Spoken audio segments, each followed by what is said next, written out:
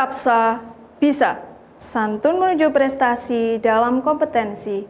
Oke, belajar Skapsa pada mata pelajaran Kimia kelas 10 semester 1. Hari ini kita akan membahas tentang struktur atom. Jika kita belajar tentang struktur atom, maka kita berimajinasi tentang tata surya. Agar kalian dapat memahami penjelasan yang akan saya sampaikan, tonton terus video ini mulai awal sampai dengan akhir. Mari kita simak materi berikut ini. Oke, baiklah belajar Skapsa, mari kita mulai belajar materi KD 3.3 yaitu tentang struktur atom. Tujuan pembelajaran adalah peserta didik mampu menjelaskan konsep partikel penyusun atom. Yang kedua, peserta didik mampu menjelaskan konsep perkembangan teori atom dengan tepat. Mengapa atom dipelajari? Karena penyusun bagian-bagian atom sangat menentukan sifat benda atau materi. Yang kedua, untuk mengetahui bagaimana atom dapat bergabung sehingga dapat mengubah bahan sesuai dengan kebutuhan. Yang ketiga, berguna untuk kehidupan manusia, misalnya di bidang kesehatan, energi, telekomunikasi, dan lain sebagainya. Atom dapat berupa isotop, yaitu partikel atom yang bersifat stabil, dapat juga berupa radioisotop, yaitu partikel atom yang bersifat tidak stabil. Radioisotop yang digunakan misalkan I131 untuk terapi penyembuhan kanker kelenjar tiroid. Misalkan lagi radioisotop P32 digunakan untuk membuat benih bibit unggul, dan lain sebagainya. Definisi dari atom dari kata A yang berarti tidak, sedangkan tomos yang berarti memotong atau terbagi. Dinamakan atom karena dianggap tidak dapat dipecah lagi. Jadi, atom merupakan bagian terkecil dari suatu materi. Bila atom-atom bergabung akan membentuk suatu molekul atau gugusan atom. Molekul atau gugusan atom dapat berupa molekul unsur bila atomnya bergabung sama atau bersifat homoatom, atau molekul senyawa bila atom yang bergabung berbeda atau bersifat heteroatom. Molekul pada dasarnya bersifat netral, sedangkan gugusan atom dapat bermuatan positif ataupun juga bermuatan negatif, yang lebih sering dikenal dengan sebagai ion positif atau ion negatif. Partikel penyusun atom. Partikel penyusun atom terdiri dari inti atom yang di dalamnya ada proton dan neutron, sedangkan elektron berada di luar inti atom. Partikel dasar penyusun atom di sini terdiri dari proton, disimbolkan dengan P kecil, mempunyai muatan positif 1, masanya 1, penemunya Eugene Goldstein. Sedangkan partikel neutron, disimbolkan dengan N kecil, mempunyai muatan netral atau 0, masanya 1, penemunya James Chadwick. Elektron, disimbolkan dengan E kecil, mempunyai muatan min 1, masanya 0, penemunya J.J. Thomson. Jumlah partikel dasar penyusun atom dirumuskan sebagai X, A, Z, B+, di mana X menunjukkan lambang atom, Z nomor atomnya, A nomor massa, dan B+ muatannya. Partikel dasar penyusun atom untuk proton dirumuskan P sama dengan Z atau nomor atomnya. Sedangkan neutron selisih dari nomor massa dikurangi nomor atomnya, atau A dikurangi Z. Elektron dirumuskan Z dikurangi B+, atau nomor atom dikurangi muatannya. Contoh soal di sini misalkan, tentukan jumlah proton, neutron, dan elektron dari partikel atom berikut. Yang pertama, Na mempunyai nomor massa 23, nomor atomnya 11. Yang kedua, Na mempunyai nomor massa 23, nomor atomnya 11, muatannya positif 1. Yang ketiga, Cl mempunyai nomor massa 35,5, nomor atomnya 17. Yang nomor 4, Cl, nomor massanya 35,5, nomor atomnya 17, muatannya min 1. Mari kita selesaikan contoh soal berikut. Penyelesaiannya di sini. Nah, kalau kalian lihat proton ditunjukkan oleh Z. Z di sini adalah nomor atomnya. Jadi, angka 11 didapatkan dari nomor atomnya di sini adalah 11. Sedangkan neutron selisih A dikurangi Z. Jadi, nomor massa dikurangi nomor atomnya sama dengan 12. Karena di sini Na dia tidak mempunyai muatan, maka nilai B plusnya sama dengan 0. Jadi, kalau kalian lihat di sini, nilai proton akan sama dengan nilai elektron. Yang nomor 2, mari kita lihat di sini, proton sama dengan yang nomor 1, jadi nilai proton atau P kecil sama dengan 11. Sedangkan neutronnya juga sama, selisih dari nomor massa dikurangi nomor atom, jadi 23 dikurangi 11 sama dengan 12. Yang membedakan di sini yang nomor 2 Na+, berarti di sini dia mempunyai muatan positif 1. Maka E sama dengan Z dikurangi P+. Jadi 11 dikurangi positif 1 sama dengan 10. Pertanyaannya, apakah muatannya itu selalu positif 1? Tidak. Jadi muatan di sini bisa positif 2, positif 3, positif 5, positif 7, dan seterusnya. Yang ketiga di sini Cl, sama seperti yang sebelumnya, jadi proton atau P kecil ditunjukkan oleh Z sama dengan 17, nomor atomnya. Sedangkan neutronnya atau N kecil selisih A dikurangi dengan Z, jadi 35,5 dikurangi 17 sama dengan 18,5. Elektron, karena di sini Cl, dia tidak mempunyai muatan, maka muatannya di sini sama dengan 0. Maka nilai proton sama dengan nilai elektron. Yang keempat, proton sama nilainya Z di sini sama dengan 17. Neutron selisih antara nomor massa dikurangi nomor atomnya, jadi nilainya sama seperti yang nomor 3, 18,5. Yang membedakan yang nomor 4 di sini, Cl mempunyai muatan -1, maka nilai elektronnya Z dikurangi B+, jadi 17 dikurangi -1 sama dengan 18. Saya harap kalian bisa memahami penjelasan yang telah saya sampaikan. Isotop, isoton, isobar. Kita mulai satu persatu. Disebut isotop adalah atom-atom sejenis yang mempunyai nomor atom yang sama. Dengan kata lain di sini, proton. Jumlahnya di sini ditunjukkan oleh P. Isotop P, maka protonnya sama. Contoh 12C6, 13C6. Karena di sini dia jumlah protonnya sama, maka disebutnya isotop.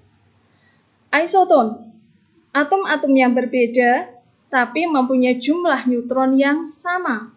Jadi di sini 23 dikurangi 11 sama dengan 12. 24 dikurangi 12 sama dengan 12. Karena di sini jumlahnya sama, neutronnya sama dengan 12, maka disebutnya isoton. Isobar, atom-atom yang berbeda tapi mempunyai nomor massa yang sama. Jadi, kalau dilihat di sini bagian A atau bagian yang atas mempunyai jumlah yang sama, disebut dengan isobar. Latihan soal. Jadi kalian sudah belajar menentukan jumlah proton, neutron, dan elektron. Maka untuk yang nomor 1, tentukan jumlah proton, neutron, dan elektron dari partikel atom berikut. Yang pertama, 31P15. Yang kedua, 32S16 2-. Yang nomor 2, kelompokkan atom-atom berikut ke dalam isotop, isoton, atau isobar. Jelaskan alasannya. Yang nomor 2, saya ambil contoh, misalkan di sini 12C6 dengan 14C6. Karena di sini dia mempunyai jumlah proton yang sama, jumlah nomor atom yang sama, maka disebutnya isotop. Seperti itu dan seterusnya. Kita masuk ke sub pokok bahasan yang kedua, yaitu perkembangan teori atom. Perkembangan teori atom atau model atom dimulai dari model atom Dalton, model atom Thomson, model atom Rutherford, model atom Niels Bohr atau lebih dikenal dengan Bohr, model atom modern atau mekanika kuantum. Model atom Dalton. Atom merupakan bagian terkecil dari suatu unsur yang tidak dapat dipecah lagi. Atom dengan unsur sejenis mempunyai sifat yang sama, sedangkan atom dengan unsur tidak sejenis sifat dan masanya berbeda.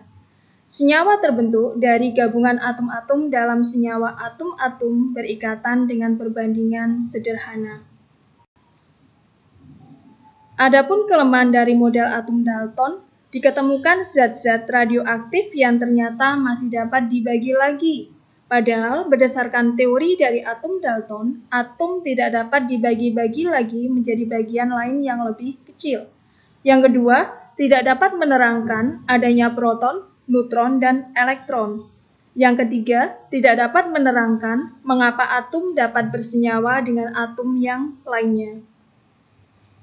Model atom Thomson. Teori atom Thomson adalah sebagai berikut. Jadi, atom merupakan bola yang bermuatan positif dan di tempat-tempat tertentu terdapat elektron yang bermuatan negatif. Jadi, penggambarannya seperti model atom roti kismis. Thomson menemukan partikel bermuatan listrik negatif yang disebut dengan elektron. Atom yang netral, jumlah muatan positif sama dengan jumlah muatan negatif. Sedangkan kelemahan dari teori atom Thomson adalah tidak dapat menyatakan gerakan elektron di dalam atom. Model atom Rutherford. Teori atom Rutherford sebagai berikut, berdasarkan eksperimen hamburan sinar alfa pada lempengan logam emas tipis. Atom terdiri dari inti yang bermuatan positif dan massa atom yang berpusat pada intinya. Elektron bergerak mengelilingi inti atom pada jarak tertentu. Atom bersifat netral. Jadi, kalau kalian berimajinasi model atom Rutherford, ini penggambarannya seperti tata surya. Jadi, inti yang berada di tengah itu kita berimajinasi seperti matahari, dan atom-atom yang mengelilinginya itu disebutnya seperti kita menggambarkan seperti planet. Adapun kelemahan teori atom Thomson bahwa elektron yang bergerak mengelilingi inti makin lama makin jatuh ke inti dengan lintasan yang berbentuk spiral. Rutherford tidak dapat menjelaskan mengapa elektron tetap pada lintasannya. Dari teori model atom Rutherford disempurnakan oleh model atom Niels Bohr. Teori atom Niels Bohr, elektron beredar mengelilingi inti atom melalui sebuah lintasan dengan tingkat energi tertentu yang disebut dengan kulit. Pada lintasan yang tetap, elektron beredar tanpa menyerap atau memancarkan energi. Jumlah elektron maksimum di tiap kulit dirumuskan dengan 2n², di mana kulit yang terdekat dengan inti atom adalah kulit ke-1, kedua, ketiga, dan seterusnya. Dari kulit yang pertama disebut dengan kulit K, jumlah elektron maksimumnya 2. Kulit kedua disebut juga dengan kulit L, jumlah elektron maksimumnya 8. Kulit ketiga atau kulit M, jumlah elektron maksimumnya 18. Kulit keempat atau kulit N, jumlah elektron maksimumnya 32. Sedangkan kelemahan dari teori atom Bohr adalah tidak dapat menerangkan penguraian garis-garis spektrum atom hidrogen di bawah pengaruh medan magnet. Model atom modern atau mekanika kuantum. Dasar dari mekanika kuantum adalah bahwa energi itu tidak kontinu, tetapi diskrit atau berupa paket atau kuanta. Kuantum adalah banyaknya atau jumlah dari sesuatu atau bagian dari energi yang tidak dapat dibagi lagi. Kebolehjadian atau kemungkinan ditemukannya elektron dalam orbital dapat ditentukan dari bilangan kuantumnya. Model atom modern mekanika kuantum berasal dari de Broglie, Schrödinger, dan Heisenberg. Teori atom modern berdasarkan de Broglie, elektron dalam atom dapat dipandang sebagai partikel gelombang. Sedangkan menurut Erwin Schrödinger, gambaran letak elektron dalam atom berupa gelombang. Sedangkan menurut Heisenberg, Letak dan kedudukan elektron dalam atom tidak dapat dipastikan, yang ada hanyalah kebolehjadian atau kemungkinan elektron berada di sekitar orbital. Baiklah, latihan soal yang ketiga di sini, tugas kalian membuat tabel dengan melengkapi jawaban singkat tetapi jelas berdasarkan penjelasan yang telah saya sampaikan. Jadi mulai dari teori atom Dalton, gambar model atomnya bagaimana, isi dari teori atom Dalton bagaimana, kelemahannya apa.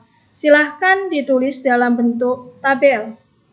Jawaban soal nomor 1, nomor 2, nomor 3 ditulis tangan saja di buku catatan kimia. Kemudian foto dan upload di Google Classroom pada mata pelajaran kimia di kelas kalian. Terima kasih, tetap semangat dan selalu jaga kesehatan. Jangan lupa patuhi protokol kesehatan. Baiklah pelajar Skapsa, demikian materi hari ini mengenai struktur atom. Bagaimana? Saya harap kalian memahami penjelasan yang telah saya sampaikan. Untuk pengumpulan tugas melalui Google Classroom, silahkan ditulis tangan saja di buku catatan kalian. Jangan lupa like dan komen untuk mendukung program ini. Klik subscribe, tekan tombol lonceng supaya kalian tidak ketinggalan informasi dari SMK BGRI 1 Kediri. Dan share jika menurut kalian video ini bermanfaat untuk orang lain. Sampai jumpa di video kita selanjutnya. Salam Skapsa, bisa! Sekolah Berbudaya Industri berkarakter wirausaha menjadi idola sekediri raya.